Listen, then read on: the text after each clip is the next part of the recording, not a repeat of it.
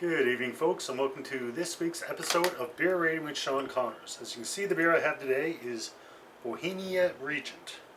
Just going to give my glass a quick cold water rinse as per usual.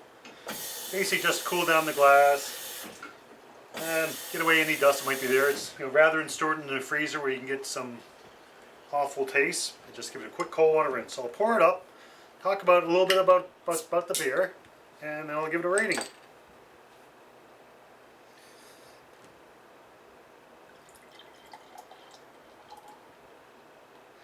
This is a Czech beer, and anybody who's been following me the last few weeks, I've done reviews. I was in Europe. I did 4 reviews, 4 different countries, and the trip to Europe was actually a birthday present to myself, and this beer was actually given to me on my birthday from one of my travel buddies, Louise.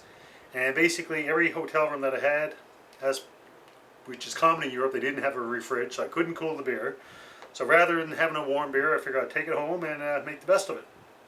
Alright, so give it a nice little, your typical, lager aroma.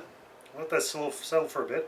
The bottle itself, it's obviously in Czech, so I can't really read it, but I did Google a bit, and a little bit of English that is on the beer. As I said, it's a Czech beer.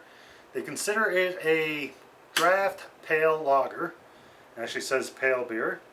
The alcohol content 3.9%, which I'll talk about in a second. The brewery itself has been around since 1379, so they've been around for quite a few hundred years, so obviously they know a little bit about beer, which you kind of expect from Czech Republic. And then it says traditional Czech beer, and then it says Trebon. I'm probably not pronouncing that right. It's Trebon. From what I understand, that's the town or the city that the brewery's in. Alright, so you have a nice golden color. Yes, pretty clear. Nice little bit of head on there.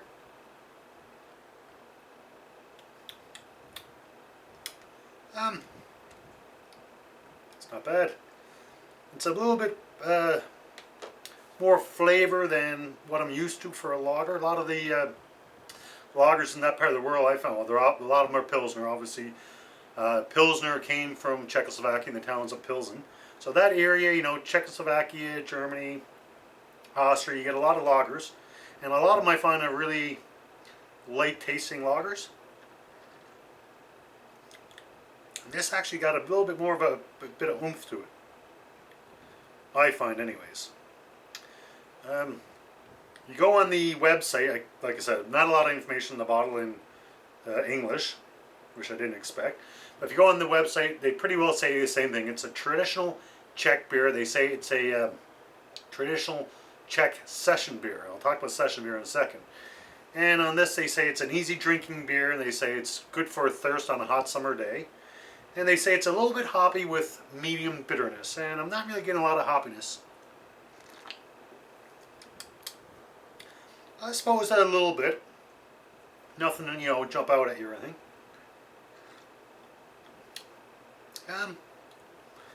It's not a bad beer so far. As I said, it's it's listed as a Czech session beer. Now you might be wondering, if you're not a huge beer person, you might be saying, okay, what exactly is a session beer? I didn't know, and I had to Google it. And basically, the definition today of a session beer is basically a low alcohol beer which is good for drinking over extended periods of time or sessions. So basically it's usually about 3 or 4%, although I have seen lower, and because of low alcohol content you can extend your drinking over a longer session. So that's why if you look online today, that's basically what you're going to get for a definition of a session beer. However, the traditional definition, or where it actually came from, there's a little bit of, well, there's several different theories, I guess, and a little bit of controversy. The main one that I found, which is really kind of interesting, but it kind of, bits and pieces of it kind of threw me off. And basically say session beers came about being in World War I in England in munition factories, and basically the workers in the munition factories were given sessions while there was two designated session times when they could have a beer. And they say 11 a.m. to 3 p.m. and then 7 to 11 p.m. So and basically they kept it low alcohol because they obviously, the munition workers, they didn't want them getting drunk. So this was basically a little bit to quench their thirst and, you know, keep them a little bit happy and keep them going.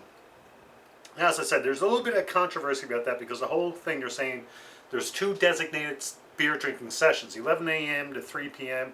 and 7 to 11. That's 4-hour sessions where the workers could supposedly drink. So that kind of doesn't make much sense. To me, it would have made more sense that if you worked those sessions, you were entitled to a beer or a couple of beers, but there's a little bit of I doubt if that's actual. It makes a good story, but it's a little bit doubtful. Basically, you know, the extended periods, 4 hours that they could drink, seems a little bit off. Like I said, my theory whereby maybe that's, if they worked those sessions, they could have a beer.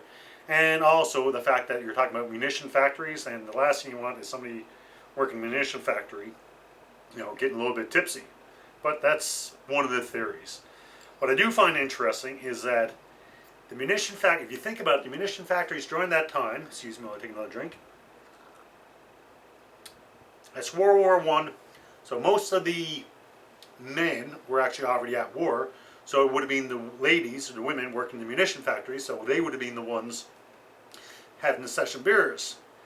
And so that's kind of interesting. And also what is interesting is that around that same time period, with give or take a couple of years, is basically when women first started frequently pubs or bars establishments. Prior to that, you know, it was male establishments, the men went out, the men had drinks, but around that time is when the women also started visiting the pubs. So it is possible, but we don't really know. But if you do like session beers, you can thank the Irish ladies for bringing it in. That's one theory, which I find kind of interesting too, because this beer, as I mentioned at the beginning, came from my friend Louise as a birthday gift, and she's in England. She's from England. So there you go. The session beers, if you believe this story, they're a product of English ladies, and this beer itself came from my good friend Louise. All right, now to give a rating for this beer.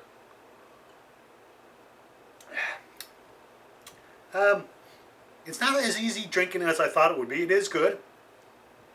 I think I'm comfortable giving it a 3.5. And my ratings, again, basically is just my personal preference.